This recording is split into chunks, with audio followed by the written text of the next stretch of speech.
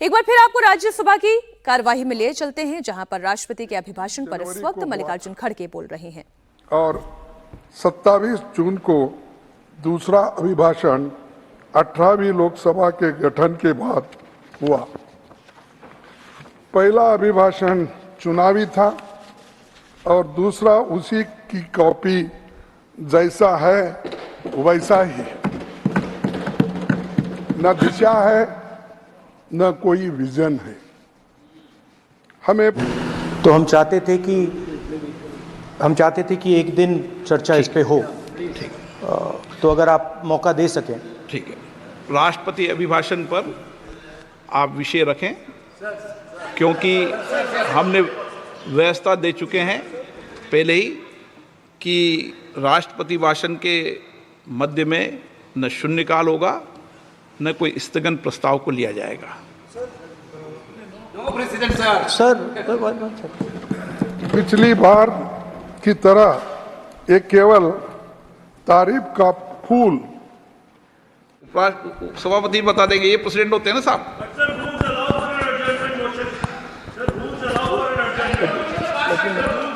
Rule के बाद भी अध्यक्ष निर्देश होते हैं ना वकील साहब। चलिए, आपको बोलने दे रहे हैं आपके नेता लोग, आपको बोलने दे रहे हैं लोग। सर, पार्लियामेंट से देश को मैसेज जाता है। ठीक है, और हम स्टूडेंट्स को मैसेज देना चाहते हैं कि जो नीट का इशू है वो पार्लियामेंट के लिए जरूरी है। ठीक है, इसलिए मैसेज देने के लिए हम चाहते थे कि एक दिन पार्लियामेंट चर्चा करे। मैं देखता हूँ। ठीक है, हाँ, at least hello sir LOP to conclude sir. No, conclude कर दिया उन्होंने पहले विषय। अध्यक्ष महोदय, ये पूरा सदन इस बात से अवगत है कि संसद की कार्रवाई कुछ रूल्स और प्रोसीजर्स के आधार पर चलती है। रूल्स और प्रोसीजर्स के अतिरिक्त कुछ हेल्दी ट्रेडिशंस हैं संसद की, जिसके आधार पर कार्रवाई चलती है। और मानता हूं कि ये हेल्दी ट्रेडिशंस हमारे संसद की एक सबसे बड़ी ताकत है।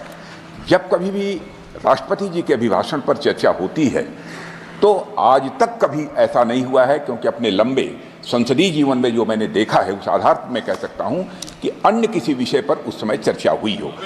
इसलिए मैं अपने सभी सम्मानित विपक्ष के सदस्यों से भी आग्रह करना चाहता हूं, आप जिस विषय पर चर्चा करना चाहते हो आप चर्चा करें, लेकिन एक बार राष्ट्रपति से संबंधित जो धन्यवाद प्रस्ताव है उसको संसद में पारित करने के बाद ही करें। यह मेरा सभी से विनम्र अनुरोध है। माननीय श्री राष्ट्रपति अभिभाषण पर चर्चा, श्री अनुराग ठाकुर जी, मैंने उनको बुला लिया। माननीय अध्यक्ष महोदय, ऐसा नहीं है, आपको पर्याप्त मौका दिया। अब अनुराग ठाकुर जी। माननीय अध्यक्ष महोदय, आपके माध्यम से मैं प्रस्ताव रखना चाहता हूं कि राष्ट्रपति की सेवा में निम्नलिखित शब्दों में एक समावेदन प्रस्तुत किया जाए। एक सेकंड सर, मैं राजनाथ सिंह जी की बात से सहमत हूं। तो ऐसे करते हैं, प्रेसिडेंट एड्रेस के बाद एक दिन नीट की चर्चा के लिए दे देते हैं। आप नोटिस देना, मैं निर्णय करूंगा। राजनाथ सिंह जी का तो सुझाव हो सकता है, निर्णय मैं करूंगा या बीएससी करेगी। ओके, अनुराग ठाकुर जी।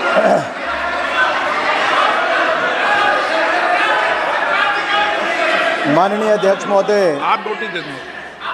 मैं प्रस्ताव करता हूं कि राष्ट्रपति की सेवा में निम्नलिखित शब्दों में एक समावेदन प्रस्तुत किया जाए कि इस सत्र में संवेद लोकसभा के सदस्य राष्ट्रपति के उस अभिभाषण के लिए जो उन्होंने 27 जून 2024 को एक साथ संवेद संसद की दोनों सभाओं के समक्ष देने की कृपा की है, उनके अत्यंत आभारी हैं। माननीय अध्यक्ष जी, मैं आपका आभारी हूं कि आपने इस अवसर पर मुझे बोलने का अवसर दिया। मैं खुद को सौभाग्यशाली समझता हूं कि इस 18वीं लोकसभा में माननीय राष्ट्रपति श्रीमती द्रौपदी मुर्मू जी के अभिभाषण के धन्यवाद प्रस्ताव पर सर्वप्रथम मुझे अपने विचार व्यक्त करने के लिए मेरी पार्टी ने और माननीय प्रधानमंत्री जी ने मुझे अवसर दिया है। मैं हृदय की गहराइयों से माननीय प्रधानमंत्री जी का बहुत बहुत आभार प्रकट करता हूं, धन्यवाद करता हूं। माननीय स्पीकर महोदय, आप एक बार फिर निर्वाचित होकर हमारे सदन के स्पीकर बने हैं। मैं आपको पूरे सदन की ओर से बहुत बहुत बधाई और आपके इस कार्यकाल के लिए शुभकामनाएं देता हूं। बड़ी संख्या में नए सदस्य 18वीं लोकसभा में चुनकर आए हैं। बहुत सारे पुराने भी आए हैं। नए वालों को भी और पुराने वालों को भी सदस्य चुनकर जो आए हैं, संसद के सदस्य बने हैं, आपको भी ढेरों शुभकामनाएं और बहुत बहुत बधाई देना चाहता हूं। माननीय अध्यक्ष जी, 2024 का ये चुनाव नीति, नियत, निष्ठा और निर्णयों पर विश्वास का चुनाव है और जनता ने इस पर मोहर लगाई है। फिर एक बार मोदी जी के नेतृत्व में एनडीए की सरकार बनाई। देश का ये चुनाव ऐतिहासिक जनादेश हमारे यशस्वी प्रधानमंत्री श्री नरेंद्र मोदी जी के पिछले 10 वर्षों के सेवा, सुशासन और गरीब कल्याण के महानुष्ठान पर मोहर है। देश को जरूरत थी एक स्थिर और निरंतर सरकार की, और देश ने एक स्थिर, निरंतर और प्रभावी सरकार को फिर चुना है और मोदी जी को फिर देश का प्रधानमंत्री चुना है। ये जनादेश विकसित भारत के संकल्प की सिद्धि के लिए है। ये जनादेश मोदी जी के नेतृत्व में तीसरे कार्यकाल में भारत को विश्व की तीसरी बड़ी अर्थव्यवस्था बनाने के लिए है। ये जनादेश विपक्ष के भय, भ्रम और भ्रष्टाचारी राजनीति पर तमाचा है। ये जनादेश मोदी जी द्वारा चलाए जा रहे सामाजिक न्याय पर समाज की मोहर है। यह जनादेश देश को तोड़ने की नहीं, जोड़ने की राजनीति चलेगी, इस पर मोहर है। यह जनादेश संविधान विरोधियों को लगातार तीसरी बार विपक्ष में बिठाने के लिए जनादेश है। यह जनादेश भारत की सेना, सरहद और सनातन की सुरक्षा का है। यह जनादेश ये भी बताता है कि प्रधानमंत्री नरेंद्र मोदी दुनिया के सर्वाधिक लोकप्रिय नेता हैं, सर्वाधिक लोकप्रिय नेता हैं। और मैं ही नहीं, अब तो दुनिया भर के अनेकों देशों ने सर्वोच्च सम्मान अपने देश का किसी को दिया है तो हमारे प्रधानमंत्री और देश के लोकप्रिय नेता मोदी जी को दिया है। मोदी जी कैसे नेता जिनको यूएस कांग्रेस में एक बार नहीं 2-2 बार अपनी बात रखने का अवसर मिला है। माननीय अध्यक्ष जी, ऐसी अनेकों बातें, लेकिन ऐसे ही कोई मोदी नहीं बन जाता। इसके लिए तपना पड़ता है, खपना पड़ता है, जीवन व्यतीत करना पड़ता है। और मोदी जी ने तो अपने जीवन का हर क्षण, हर पल देश के लिए जिया है, मां भारती के लिए जिया है। और मैं इसलिए भी कहना चाहता हूं कि हम सबको ज्ञात है कि 2001 में जब वो गुजरात के मुख्यमंत्री बने तो तब से लेकर अब तक 23 वर्षों में एक दिन की भी छुट्टी अपने लिए नहीं ली, अपना जीवन जनता के लिए समर्पित किया है। इससे बड़ी बात क्या होगी कि अगर किसी के जीवन में दुख का क्षण आता है जब अपनी मां से बिछड़ते हैं, और जब आदरणीय प्रधानमंत्री जी की माता जी का स्वर्गवास हुआ तब भी उन्होंने उनकी चिता को अग्नि देने के बाद मात्र 2 घंटों के अंदर ही देश के लिए काम करना शुरू कर दिया। इससे बड़ा समर्पण भाव क्या हो सकता है। माननीय अध्यक्ष जी, मोदी जी के दिल में जो गरीब और जरूरतमंद के लिए पीड़ा है, हमने वो कोविड के समय देखा है। उनकी नीतियों में, कार्यक्रमों में, सब में नजर आता है कि वो गरीब के लिए कितने चिंतित रहते हैं। और मैं आपको याद करवाना चाहता हूं आपके माध्यम से सदन को, अगर आप 2014 में देखें, मोदी जी जब सांसद बने, देश के प्रधानमंत्री पद की शपथ ली, उसके बाद संसद आए तो पहला शीश कहीं पर झुकाया तो संसद की पहली सीढ़ी पर झुकाया और दुनिया के इस महान लोकतंत्र को, मदर ऑफ डेमोक्रेसी को नमन करते हुए अंदर आए। और अंदर आकर भी अगर शीश कहीं झुकाया तो बाबा साहब अंबेडकर के संविधान पर शीश झुकाकर उन्हें कहा था, मेरी सरकार सबका साथ, सबका विकास करेगी, मेरी सरकार गरीब की, वंचित की, शोषित की, पीड़ित की होगी। और पिछले 10 वर्षों में आपने देखा कि सारी योजनाएं उस दिशा में चली। और जो पुराने नारे देते थे, गरीबी हटाओ, गरीबी हटाओ, और डेमोक्रेसी की बात करते हो, डेमोक्रेसी से बात करने वाले, एक कानूनन संविधान में प्रोविजन है जैसा कि speaker, deputy speaker, chairman, deputy chairman, लेकिन आपने 5 साल तक वो पोस्ट को खाली रखा। ये क्या डेमोक्रेटिक तरीका है? क्या ये संविधान के तहत आप चल रहे हो? और कहते तो बाहर ये है कि संविधान के तहत हम सब कुछ काम करते हैं, लेकिन आप काम जब देखते हैं आप उसके उल्टा और विपरीत करते रहते हैं। इसी राज्यसभा में चेयरमैन साहब, इसी राज्यसभा में प्रधानमंत्री जी ने छाती ठोककर विपक्ष को ललकारते हुए कहा था कि एक अकेला सब पे भारी। हाँ? लेकिन अरे सर, मैं ये पूछना चाहता हूं, एक अकेले पर आज कितने लोग भारी है? आज एक अकेले पर कितने लोग भारी है पार्लियामेंट में और यहाँ पर? तो लेकिन चुनावी नतीजे के दिखा दिया है कि देश का संविधान और जनता सब पर भारी है। देश का संविधान और जनता सब पर भारी है। लोकतंत्र में अहंकारी नारों को जगह नहीं है। और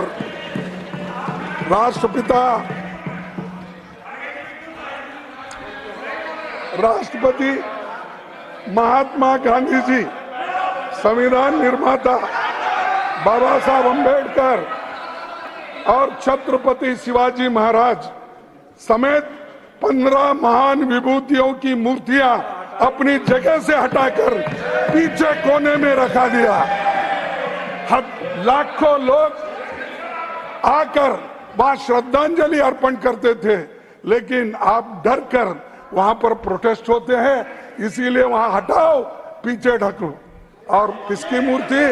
जो आजादी दिलाए महात्मा गांधी, जो संविधान बनाया डॉक्टर बाबा साहब अम्बेडकर, छत्रपति महाराज, ऐसे लोगों को आप पीछे हटा के कोई देखना नहीं, ऐसा करते हो।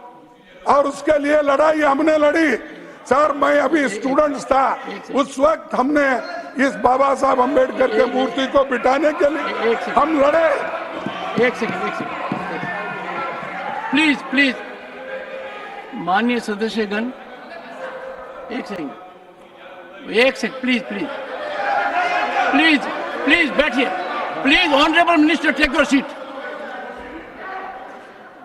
प्रतिपक्ष के नेताजी सुनिए। देश के Jairam Ramesh, how many times I have to tell you? No, please, no.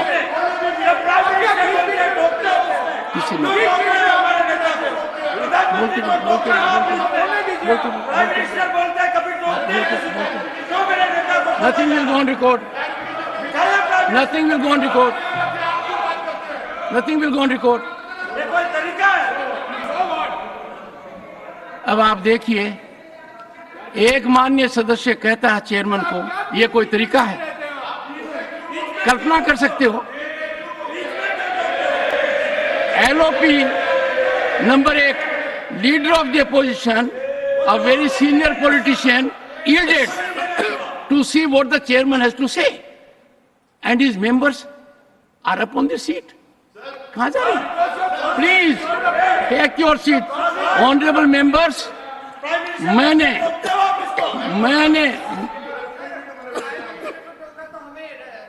Shakti Singh, I may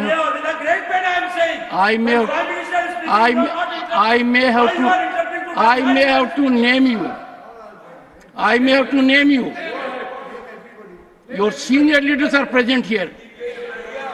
LOP in his wisdom has yielded as to what the chairman has said. You don't allow chairman to say? What kind of anarchy you are engaged in? Honorable members, I had the privilege, I had the distinguished honor, at the invitation, listen to it, at the invitation of the Speaker Lok Sabha to inaugurate Prerna Sthal. I was there. I saw the location.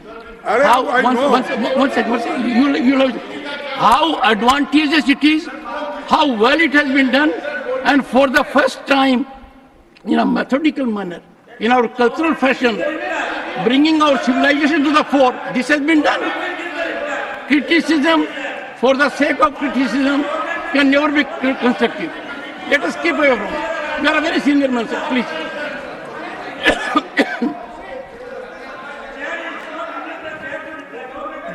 You are sitting on your seat and still speaking, Shakti Singh. Perhaps you need some kind of learning from your senior leaders. Don't disturb the LOP when again. May I request the LOP to control his people first? Please go ahead.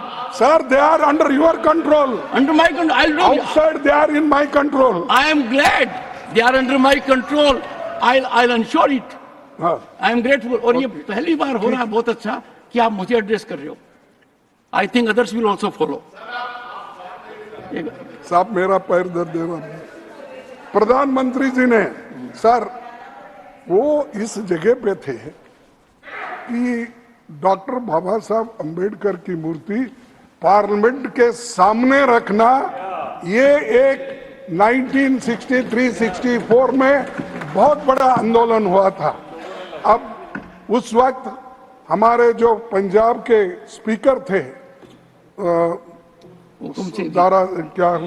सरदार जी, हुकुम सिंह जी, सरदार हुकुम सिंह, हमने गुलबर्गा जब उन्होंने आए थे तब 2000-3000 लोग मिलके घेराव करके उनको कहा था कि साहब डॉक्टर बाबा साहब अंबेडकर की मूर्ति वहां पर लगाना जरूरी है, ताकि उन्होंने संविधान बनाकर इस देश को दिया और समानता के दृष्टि से, सामाजिक न्याय के दृष्टि से उन्होंने काम किया। आप तब भी घेराव करते थे। नहीं सुनिए, तब हमको 8-8 दिन की सजा हो गई। अभी वहां उस वक्त इन्होंने नहीं थे उस वक्त, तो 8-8 दिन की सजा हो गई और 12 बलूते की जो डिमांड थी वो उसी में थी। सर ऐसे ऐसे काम हम लोग बचपन में स्टूडेंट लाइफ में लड़के संघर्ष करके वो काम करवाने लगाए थे, आपने किया था, लेकिन अब ले जाके पीछे रख दिए। और 14 अप्रैल को हजारों लोग वहां दर्शन के लिए आते हैं। एक दरवाजे से आते हैं, दूसरे दरवाजे से उधर चले। अब आपने लगाया मेरे चैम्बर के सामने, मैं रोज उठकर उनका दर्शन तो घर में लेता ही हूं, लेकिन आप वो सब मूर्तियां लाकर मेरे पास रख दिए, पूरे मेरे गेट के सामने रख दिए। तो ये साहब मैं आपसे अपील करता हूं, अरे बैठो भाई, चुप बैठो, चुप बैठो। क्या भाई ये दही दूध LOP is on his legs, keep calm, keep calm. Sir तो आपको मैं अपील करता हूं कि वो जो गांधी जी की स्टैचू थी, बाबा साहब अंबेडकर की स्टैचू थी, शिवाजी की स्टैचू थी, जिस जगह थे उस जगह आप रखिए, उससे कोई नुकसान नहीं होना, ये मैं आपसे अपील बार बार अपील करूंगा। और ये मैं आपसे हाथ जोड़ के मेरी विनती है, उनको इंसल्ट मत करो और अपमान मत करो।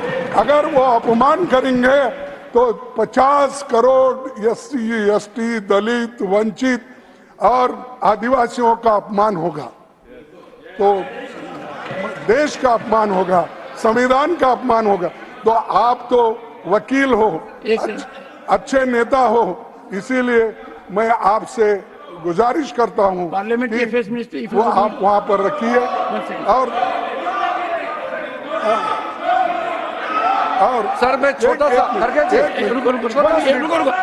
किरण जी 1 सेकंड सर, नहीं ये देखिए साहब, ये तो उसको बिठाने के लिए, चेंज करने के लिए पार्लियामेंट के अंदर ये सब जो फोटो लगते हैं उसके लिए एक कमेटी होती है, और वो कमेटी में अपोजिशन लीडर भी होता है, दूसरे मेंबर्स होते हैं, आप होते हैं और स्पीकर होते हैं।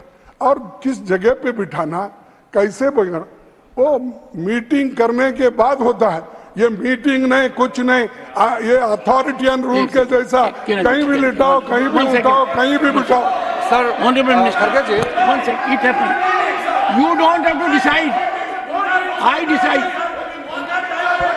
What ये Khadge ji, what is it? Come on, make your point. Honourable chairman sir, Nothing else will go on record. ये Kiran ji, continue. सर जब लीडर ऑफ अपोजिशन कोई इम्पोर्टेंट मुद्दा उठाते हैं उसका रेस्पॉन्ड करने का एक प्रथा होता है, इसलिए इलीगल अनकॉन्स्टिट्यूशनल ऐसे मत कहिए। ये this is a culture of the house. When a leader of opposition raises important matter, government has to respond, इसलिए उसमें कोई विवाद नहीं करना चाहिए। सर लीडर ऑफ अपोजिशन ने, आप सुनेंगे तो तब पता चलेगा ना, आप सुनेंगे नहीं तो कैसे Mr. पता Tiwari, चलेगा? you are forcing me to name you people. I have given him permission.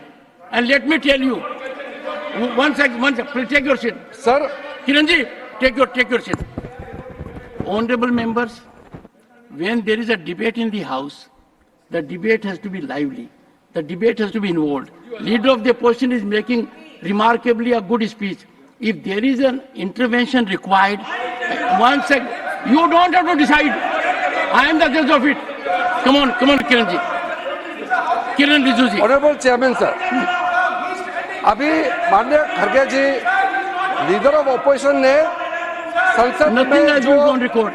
Statues को, सारा स्टेच्यूज को एक जगह में रख करके प्रेरणा स्थल के नाम से जो बनाया गया उसको लेकर के सवाल खड़ा किया। मैं सिर्फ क्लियरिफिकेशन देना चाहता हूं। सर आपने अभी हाउस को बताया कि आप चीफ गेस्ट के तौर पर आप वहां आए और आपने उद्घाटन किया। उसमें honourable speaker of Lok Sabha administrative control वो करते हैं, उनके अध्यक्षता में काम हुआ। मैं भी सर उस समय मौजूद था। नहीं, सबसे पहले तो खड़गे, एक मिनट या सर, तो खड़गे जी ने अभी एलिगेशन लगाया कि सारा मूर्तियों को उठा के कॉर्नर में फेंक दिया है। वो सर पुराना पार्लियामेंट एक राउंड शेप है, वहां कोई कोने नहीं होते हैं। वो पार्लियामेंट जो राउंड है और उसी राउंड के अंदर में बहुत ही खूबसूरत जगह में प्रेरणा स्थल का वहां जगह तय किया और बहुत सम्मानजनक, बहुत ही अप्रोप्रिएटली सही तरीके से मूर्तियों को रखा है। और आज देश का कोई भी जनता संसद में आकर के संसद को देखना चाहते हैं तो हमारे महान आत्माओं का दर्शन एक जगह में जाकर के दर्शन कर सकते हैं। किसी भी तरीके से किसी मूर्ति, किसी महान आत्मा हमारे जो जिन्होंने इस देश को रास्ता दिखा के यहाँ तक पहुंचाया, किसी का अपमान नहीं बल्कि सम्मान करने का तरीका को और बढ़ाया गया है, इसलिए मिसलीड नहीं करना चाहिए। Honorable Leader of the Opposition.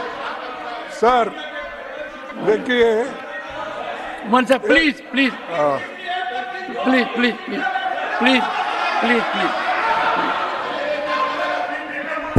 Your entire tribe gets up. I want everyone to take seat. देखिए और खड़गे जी, पार्लियामेंट के बारे में एक बात कही गई थी कहीं कि इसमें one second, there is no backdoor entry in parliament. If you look at the building of parliament, it has been so designed that there is no backdoor entry. ठीक है। इसीलिए देखिए रिजू साहब जो बोले, हाँ, मैं उनसे विनती करता हूं कि रिजू जी, लीडर ऑफ द ऑपोजिशन, आप जो स्टैच्यू बिठाए हैं, कौन से लोग उसके लिए लड़े हैं और किस स्थल पे बिठाना, ये उसी वक्त तय हुआ सो है।